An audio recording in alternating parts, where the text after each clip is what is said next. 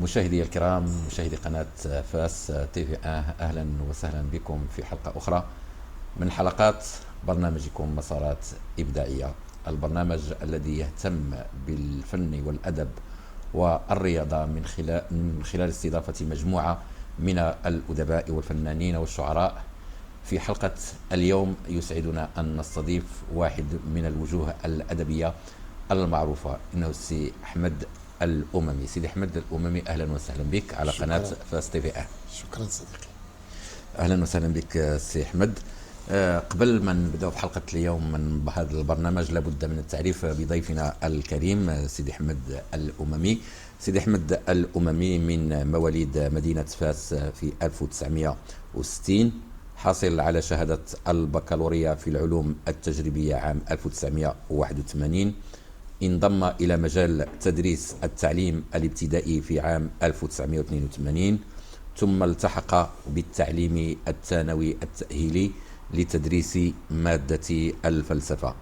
بعد حصوله على درجة الإجازة في العلوم السيسيولوجية عام 2002، اهتم بالعديد من المجالات بما في ذلك السينما، المسرح، ورياضة ألعاب القوى. تألق في تدريب وتحكيم ألعاب القوى وتكوين الفنانين وإدارة العديد من التظاهرات الوطنية والدولية. حصل على الحزام الأسود في رياضة الفول كونتاكت والكيك بوكسين. من مؤلفاته ألعاب القوى المغربية، دراسة سوسيولوجية، كذلك هناك رواية حسناء القنيطرة، الجزء الأول والثاني والثالث من رواية أنين امرأة، ومجموعة من الإبداعات والمخطوطات التي سترى النور قريبا. أستاذ، حقيقة مسار غني وحافل بمجموعة من المؤلفات. سيدي أحمد، بداية من ألهمك إلى الكتابة؟ شنو هو السبب اللي خلاك أنك تدخل هذا المجال، مجال الإبداع وتأليف الروايات؟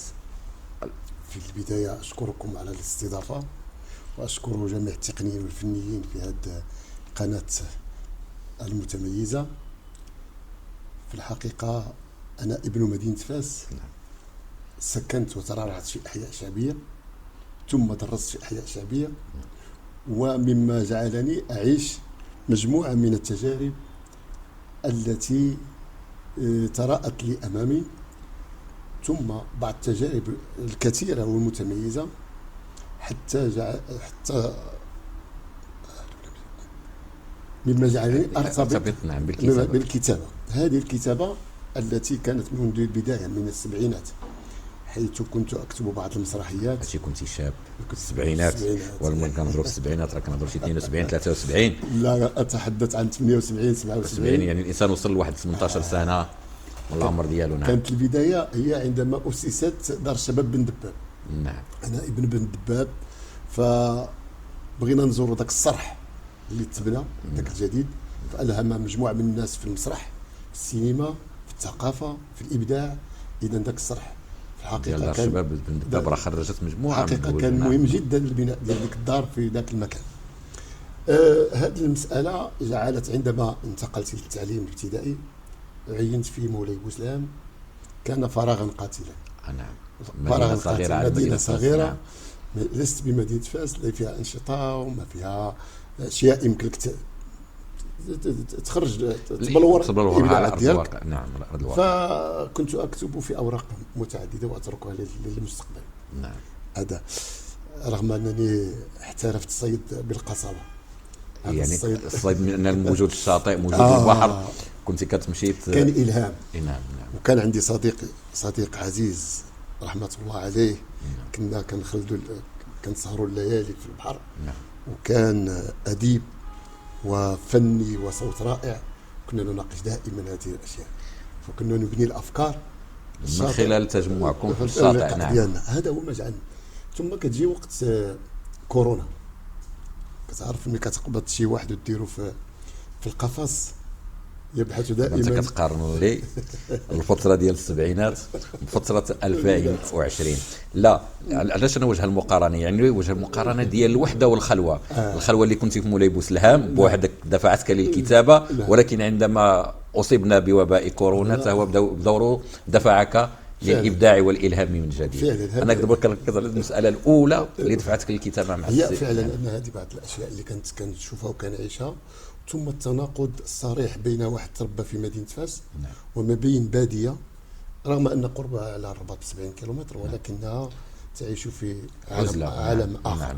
اذا هذا التناقض خلاني كنفكر وكنكتب. ربما لن تتذكر السيده ليلى.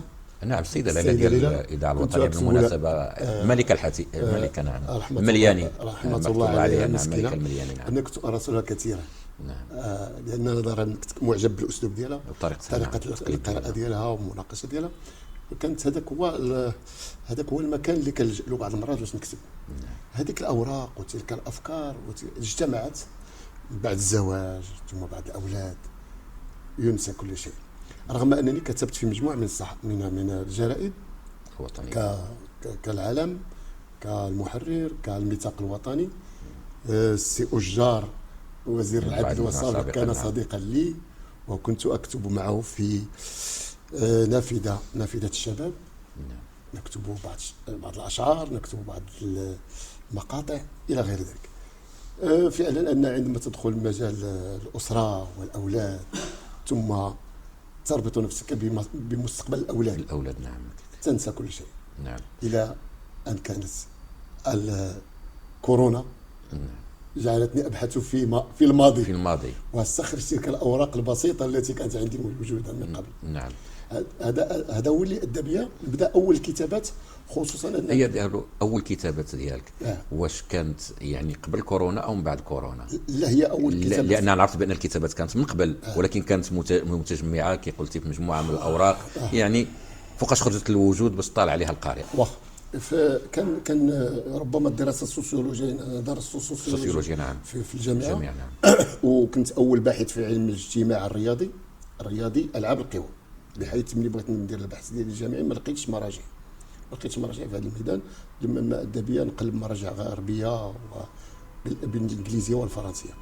ولكن بعد ذلك عندما جاء هذه المرحله اللي أبلور ما كتبته من قبل، ارتبطت بالكتابه على الكمبيوتر. هذه الكتابه اللي كتسهل عليك نقل ما كتبته الى مطبعه.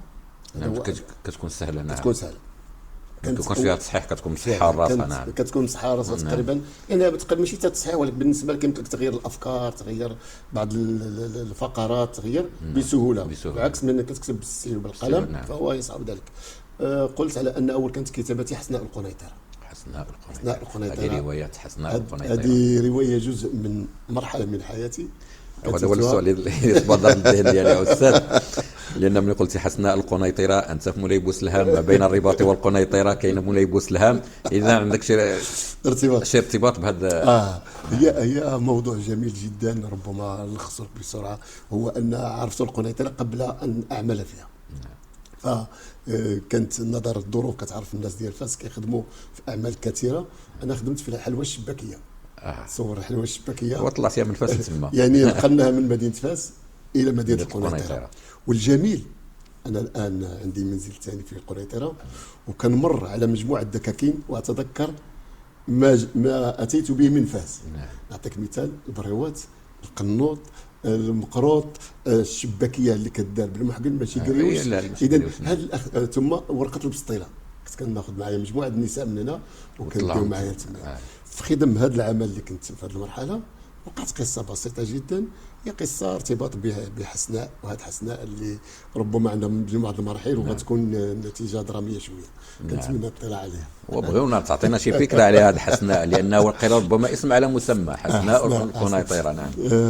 هو صعب تلخصها، لان حسناء كتكون في واحد المرحله بسيطه جدا، خصوصا في بدايه الشباب ديالك. ف ربما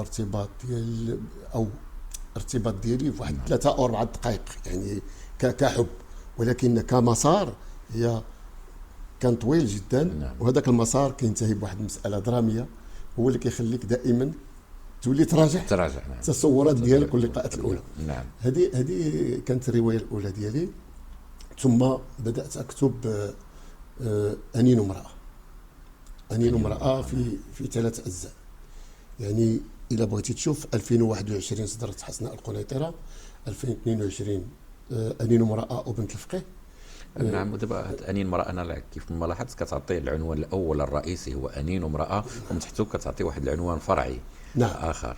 نعم. شنو الدافع اللي خلاك انك تعطي بالضبط هذه العناوين لهذه الروايه والفتيها في 3 اجزاء؟ لا فعلا هي في الحقيقه ملي كتكون كتكتب بواحد الشكل ادبي ضروري يكون عندك عنوان في مستوى راقي، مستوى يعني كيوصل واحد طبقه معينه من القراء. نعم. ولكن ضروري ان يكون عندك عنوان ثاني يصل الى الناس اللي كنعتبرهم حنايا في الطبقه المتوسطه في القراءه او اقل. نعم. فاذا تشوف انين امراه، هو الانين كما شرحت مجموعه في مجموعه من الاماكن ان الانين ليس انين هو الم، بل هو الم، هو متعه، هو اشياء كثيره جدا. وربما في المراحل ديال 3 الاجزاء ديالي غتشوف انواع الانين، يعني انواع الانين، وربطتهم بالبطله ديال القصه وهي زهراء. هذه اسم ثاني زهراء. هذا الاسم اللي استمر من الجزء الاول الى الاخير هو اللي غيكون كذاك الشوفالي ديال القصه. نعم. اذا وربطت هذه الاجزاء الثلاثه بمجموعه الاحداث اللي شفتها وانا كمعلم في الباديه، اللي عشناها في الباديه، شفتها وانا استاذ ديال الفلسفه، شفتها وانا مدرب في العاب القوى، شفتها في لونطوراج في المحيط ديالي، شفتها مجموعه الاشياء وما يمكنلكش تبلورها، ما يمكنلكش تخرجها، ولكن كيمكن لك ترويها بطريقه نعم. جميله وبسيطه. نعم. وهذا قلنا في 2022 خرج الجزء الاول ديال انين امراه، ثم والعنوان الفرعي ديالو بنت الفقيه. بالنسبه ل 2023 كان انين امراه او بنت الفقيه في باريس، بحيث هنا كنقل زهراء البطله من مجموعه المعاناه اللي طرقتها في الجزء الاول، وهو الاغتصاب القانوني. ربما سمعتي اغتصاب القانوني غتجيك مختلفه. الاغتصاب القانوني كنقصد به الزواج المبكر. نعم. واللي كيتفرض على واحد الطفله اللي كانت عمرها 15 عام. نعم. وكيؤدي بها الالام، ربما كذا ومعاناه داخليه. نعم. وكادت حتى انها بغات تموت، انها فكرت في الانتحار ولا يعني هي اعتبروا اهلها ماتت. نعم. ولكن انا احيا في الجزء الثاني. نعم. الجزء الثاني احيا، وربط زهراء بمدينه فاس، بما يمر بمدينه فاس بين مستشفى الغساني وما بين فاس جديد فاس ودربه العتيقه والقديمه وغير ذلك. نعم. وهنا لابد السي محمد غادي نشير لك على انني كنت اسمع كثيرا على دكتور اسمه جيجي، لم اراه ولم التقي به. انا التقيت به. هذاك الدكتور جيجي خلدته في من خلال مخيلتي واعطيته قيمه داخل هذه المراحل بثلاثه. علاش؟ لان حسب ذاك المعامله ديالو كان كيعامل والدي رحمه الله عليه والاصدقاء، انه كان طيبا اكيد، وبالتالي وظفته ديك الطيبوبه ديالو وظفتها داخل هذه القصه باش نبين ان العلاقه اليهوديه والعلاقه الاسلاميه يعني تعايش قديم جدا جدا.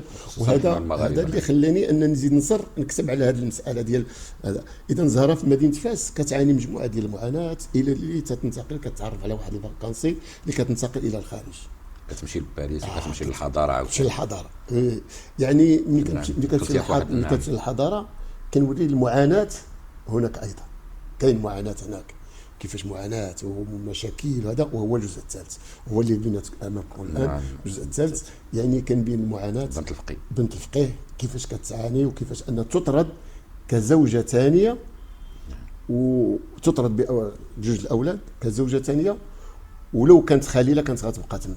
وهنا كيبين لان المجتمع الغربي لا يحترم احيانا الديانات الاخرى. نعم. عكس ما اعطيته في الجزء الثاني. بان التعايش ديال الدين مع اليهود. نعم. هذه مساله. وتطرد وتاتي الى مدينه فاس، وهنا كتمر مجموعه المراحل صعبه جدا دراماتيكيه، بحيث انا صدقني احيانا كنت كنكتبها وكنبكي معها. ربما فيها واحد 70-80% من الحقيقه، ولكن اضيف لها بعض الخيال اكيد لتكون اكثر روعه، اكثر ارتباط.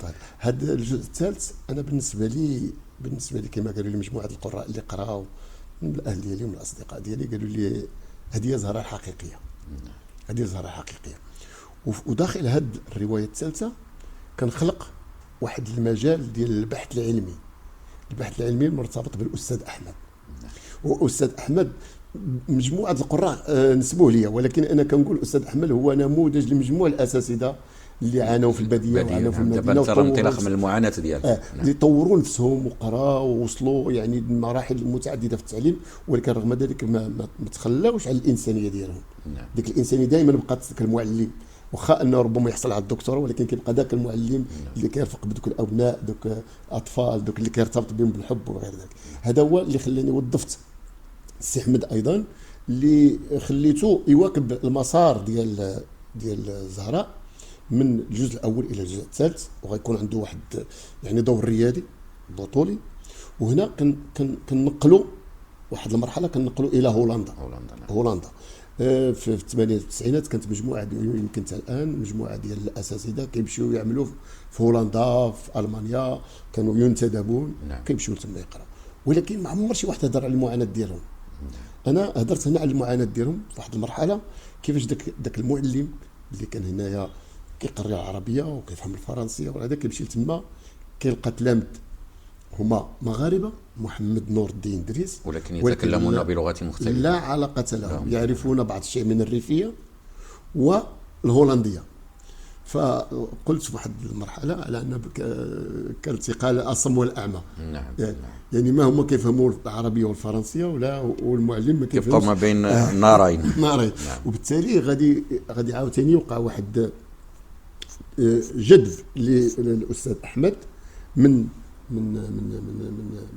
ذاك العالم اللي بناه خلال 9 سنوات في الخارج، باش يرجع للمغرب ويعوض داك الشيء من خلال القراءه ديالو والتخصص ديالو في علم الاجتماع. وهنا غادي يكون وقع له عاوتاني مشكل ثاني، هو التخلي على الابناء ديالو في هولندا، لان الزوجه ديالو. وهنا كنتحدث على ذاك الزواج، هضرت على الزواج المغربي في فرنسا والزواج المغربي في هولندا، كيف ان المراه كيكون عندها حقوق، كيف ان كيمكن لها تخلي ولادها، وكيفاش هذا السي احمد كيرجع لمدينه فاس ليلتقي مره ثانيه بزهراء ويعطي قيمه اخرى